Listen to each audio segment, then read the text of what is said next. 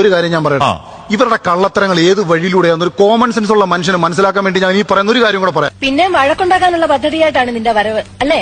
ഓണക്കിറ്റ് വിതരണം വരുന്നു. എന്റെ കാൽമാസം മുത്തപ്പ, ഇന്നത്തെ കാലത്ത് പെൻഷൻ ഉൾപ്പെടെ എല്ലാ കാര്യങ്ങളും ഒരുത്തന്റെ ബാങ്ക് അക്കൗണ്ടിലേക്ക് വരുമെന്നിരിക്കെ ഇവരെന്തുകൊണ്ടാണ് ഈ പൈസ ജനങ്ങളിലേക്ക് ഡയറക്റ്റ് ഇട്ട് കൊടുക്കാത്തത്? അത് പോയിന്റ്. 1000 രൂപയുടെ കിറ്റില് 500 രൂപയുടെ സാധനം കുത്തി നിറച്ച് ബാക്കി 500 കക്കാൻ വേണ്ടി തന്നെ.